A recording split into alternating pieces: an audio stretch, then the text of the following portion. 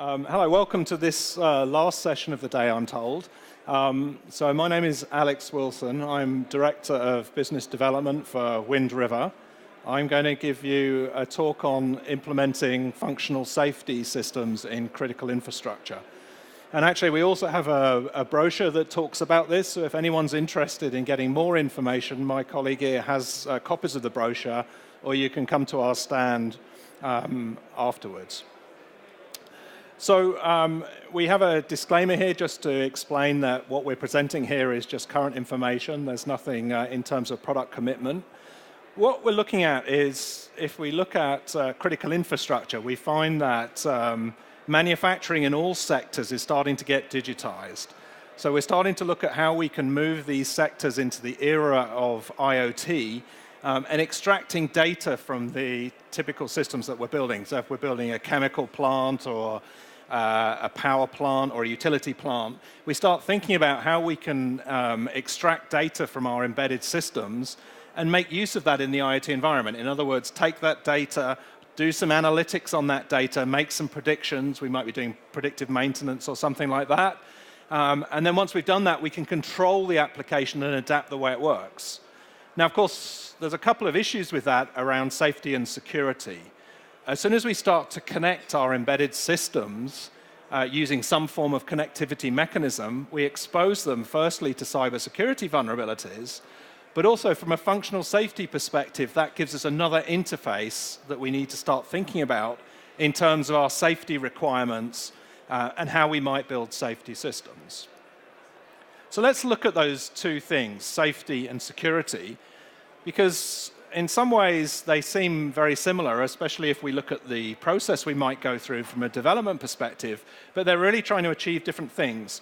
So our goal as embedded engineers is how do we manage the requirements of safety and the requirements of security within a system. So let's start with a definition.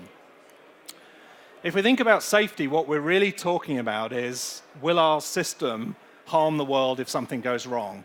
So if our embedded controller makes a mistake, if it does something it shouldn't do, is that likely to cause harm to someone? Is it likely to harm the operator? Is it likely to cause bigger problems and kill some people? Security, on the other hand, is looking at it from the other perspective. So it's trying to say, okay, I've built this embedded system, but how do I stop the world coming in and causing problems with that system? Especially if that system also has a safety requirement. You can imagine exposing a system to the internet that has a safety requirement and a malicious actor coming in and changing the parameters that causes the system to injure someone. In that case, you've got a security issue that has broken our functional safety system. And the two different environments have typically been separated and kept apart. And it's kind of interesting because if we look at safety systems, they tend to mature over time. So we tend to develop our embedded system for a safety function. It goes out into the field. It works very well. If we do detect any problems with it, we improve it and fix that problem and make sure that it doesn't happen again. So our safety systems get safer and safer. And you can think of systems like aircraft, where they're flying software, where each time there's a big crash of an aircraft, they do a thorough investigation, figure out what went wrong, and fix that from a safety perspective. With security, on the other hand, things just become harder and harder and more challenging over time.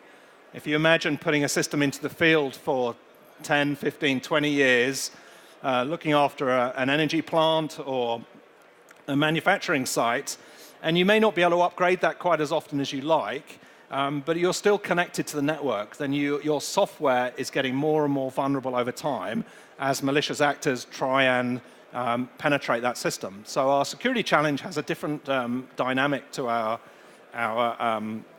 safety dynamic. Again, if we look at safety, we find that very much it has requirements and regulations that are well defined in different markets. So we can look at standards like 61508 or 50128 in transportation, or standards like this, 26262 in automotive. And these standards define very much the process we go through, the testing and verification we have to go through for software in different kinds of environments. And so we can choose one of these standards. 61508 is a good example, where the standard itself has been developed over a number of years. It's a risk-based approach to safety, We have a very well-defined process we can go through with our safety software to make sure it meets that requirement and prove that the software is safe in terms of the requirements we've specified for that type of system. And as an example, our VxWorks operating system has gone through this standard up to SIL 3, and you can see that it has a certificate that goes with it to prove that it's gone through that process. So we have a very well-defined regulatory and standards-based approach to how we do safety systems. Security also applies across all these segments. We tend to find that the security standards approach the problem of security in different ways. So although we have standards like 62443 or 50129, they're all defining different parts of the process we go through in terms of meeting security requirements. And unlike the safety standards, you tend to find that different security standards are used in different areas of different industries, which gives us, again, different problems on how we approach the security aspects as they might pertain to our particular system. And one thing that you find with security is you tend to look at a higher level approach where we define a security policy for our system and then work that down to our system. Now, one of the big differences between safety and security is once you start thinking about security, it's not just about protecting the data or protecting the system that might affect a safety system. It's also about things like data privacy and how that might be used. So we have to think of those aspects as well as aspects of how the system functions. And one way of doing this is to start to break down from our security policy and have a look at a risk framework that allows us to put a framework in place to apply our cybersecurity policy. And for example, I'm showing you here the NIST cybersecurity framework. NIST is the American Institute for Science and Technology, but it's been broadly adopted in different industries, which makes it more interesting. So the idea here is it's giving you a process approach on how you might go down and develop different aspects of your cybersecurity challenge. And you can see here that it's been specified in different devices, like it's been used by the FDA for medical devices, Department of Energy for energy, and things like that. But more interesting, though, is although it's a standard based out of North America, it's also starting to come out and be used within other countries and other regions. So you can see that it's used as Italy's national framework for cybersecurity, has translations into Japanese and things like that. And it's really quite a broad appeal across industries because it isn't specific in how you go about the actual implementation of your security features and functions within your device. It more gives you a framework that you can apply to those kinds of devices that allows you to build a cybersecurity plan. So taking the security policy and applying a plan, you really break down your security arguments into different areas that you're trying to protect. So I mentioned with safety, you're trying to match that your system meets the requirements you specified in terms of your safety argument. With the cybersecurity, you typically break it down into confidentiality, integrity, and availability. So these are three different aspects that you might look at. And in fact, we have a more detailed presentation on the CIA triad, confidentiality, integrity, and availability, tomorrow at this forum, if you'd like to come along and listen to that in more detail. But from the point of view of developing functional safety systems, we really break down these aspects and look at how they might affect the safety policy of our system.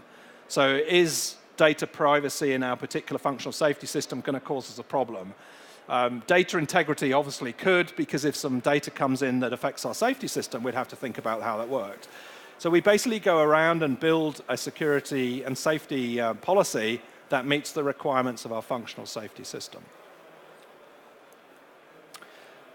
So the drivers around safety and security really look at risk reduction, following regulatory environments, and very key, affordability.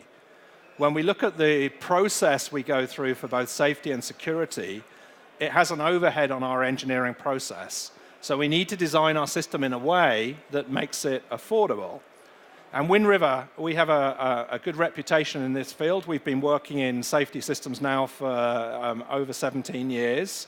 We've been in business since the mid-80s, working on embedded systems, so we have a lot of experience in this areas. And what I'm going to show you in the next few slides is some of the features that we've implemented in our VxWorks operating system that help you in terms of functional safety and cybersecurity, including things like the certification evidence for our operating system. So our operating system is called VxWorks, which I hope you've all heard of. It's been in the industry for a number of years. It's been designed into over 2 billion devices around the world, and in fact on other planets. So if you know things like the Mars Opportunity rover has just passed its 14th birthday up on Mars, on a mission designed to only last 90 days. It's doing pretty well in terms of how it's operating. So that's a good example of using VxWorks in a very harsh environment. VxWorks is a real-time operating system, so it gives you guaranteed performance of the time. It's deterministic. It has a very extensive middleware program with partners, and it's running on multiple architectures, the main three being Intel, ARM, and PowerPC. In terms of safety systems, we define a subset of VxWorks, which we take through and produce certification evidence for. We introduce some new features that help you in your certification process, such as time and space partitioning, resource controls, and things like this. And these allow you to partition your system in a way that lets you protect your safety system from other parts of the environment that may need to go through such rigorous verification and validation. Alongside that, we then produce safety evidence for that system following different standards. So I'm showing here the main two we provide, DO178C Level A and 61508 SIL 3. And that evidence can be used in conjunction with your system evidence to prove to the certification authority that the operating system does what it says it does on the box. We also include a test harness. When you implement VxWorks on your particular piece of hardware, you need to make sure that that doesn't alter any of the verification process. It allows you to take our verified OS binaries and test it against the original system. So this allows you to take our COTS operating system and certification evidence and implement it into your safety system. So that means you can focus your effort on implementing the actual safety functions themselves and the applications that provide value to your customers while relying on our operating system to operate and run the applications. This gives you also the ability in terms of having a virtualized environment to lower development and maintenance costs because it becomes much easier for you to upgrade and change your safety system without having to do a full validation and retest of the entire system. This, of course, leads on to things like protection from obsolescence and other good results like increased productivity, lower risks, and reduced cost. And as I mentioned before, Wind River has more than 17 years' experience in this area. So how would you go about using VxWorks in a functional safety system? So this block diagram gives you a kind of idea how you might implement this on a multi-core functional safety hardware platform. What I mean by the functional safety hardware platform is this platform has gone through the requirements for hardware certification to prove that it's safe to use in an environment requiring these safety standards. So for example, the Intel Xeon processor 1529 with 61508 evidence is a good example of a processor that has a functional safety requirement.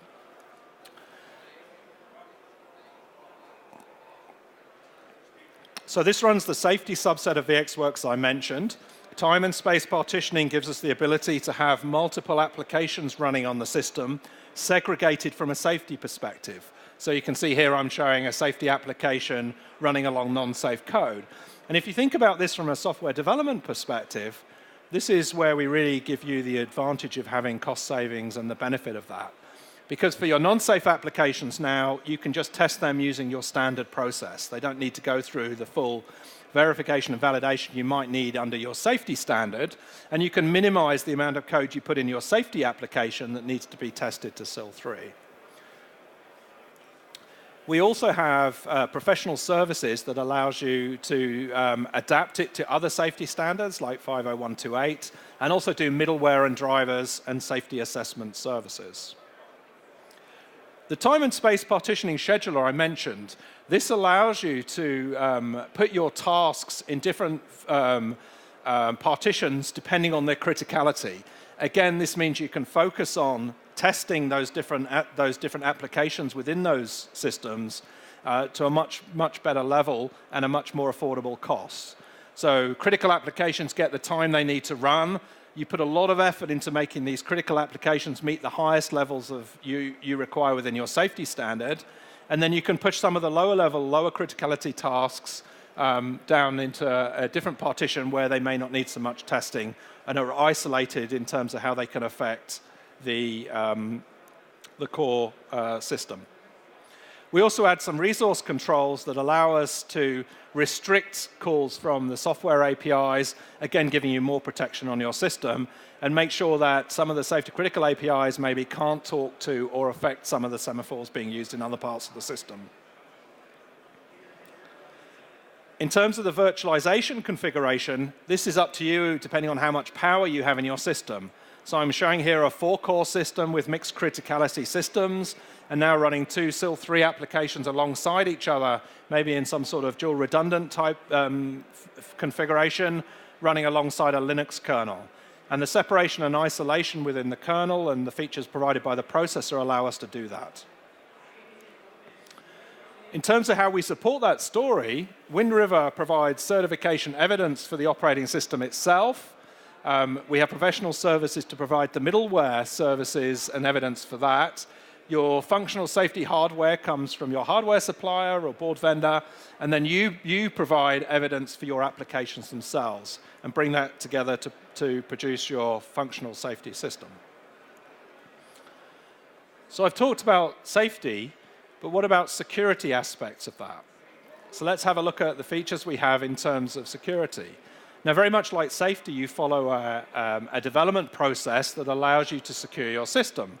So you would follow a cybersecurity development process, again going through a very strict development process from assessment through to deployment, where you look at the different standards and how you develop software. Do you follow a coding standard?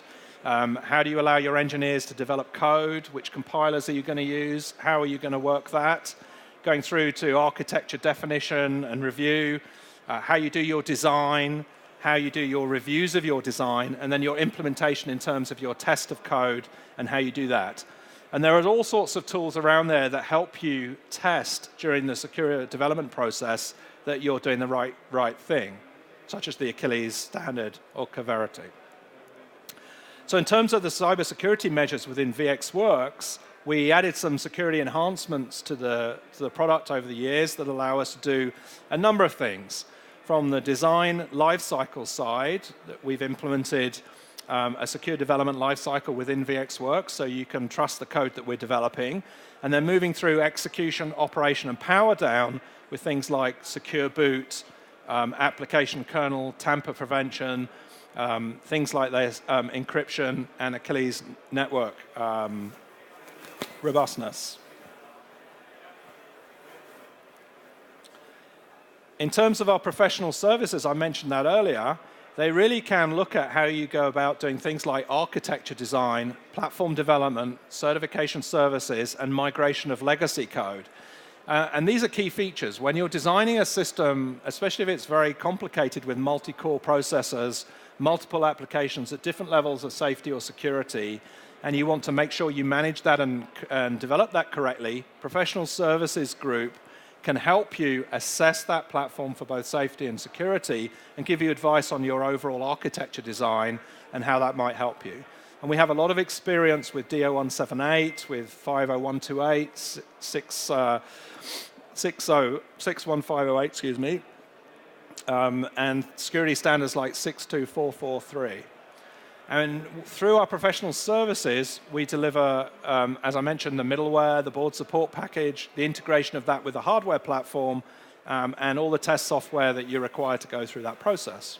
So that helps you develop your code and your system to that standard. but also how can you rely on VxWorks itself and our other operating systems in terms of its security process.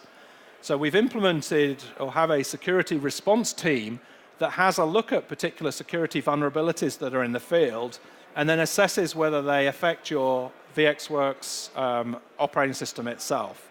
So we go through a triaging where we look at the different security vulnerabilities that have been exposed, find out whether they affect our VxWorks kernel, assess how we can mitigate that fix, and then put out notifications to our customers through our security services.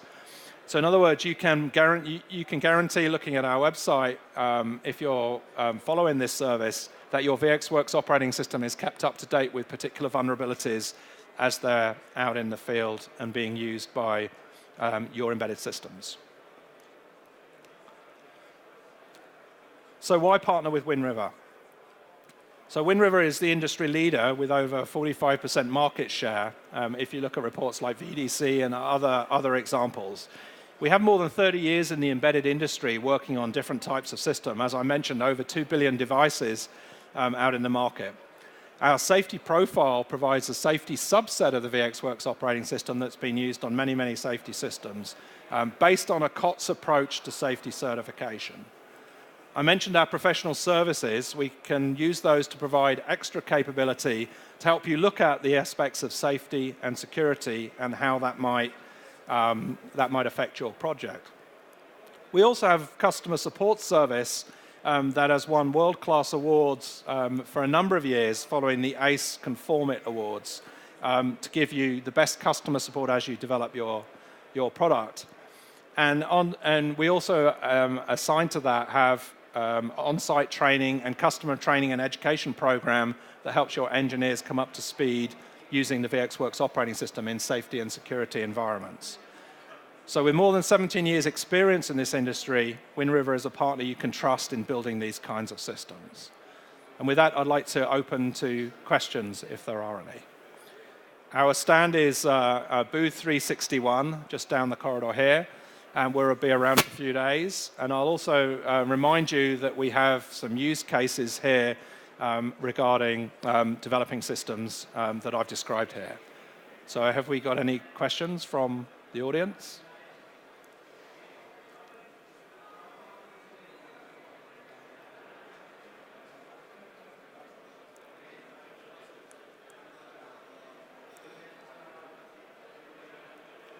So if we have no questions, then as I remind you, we are on booth 361 down the hall there. Come and get a cup of coffee, see a demonstration of some of our systems and talk to some of our experts.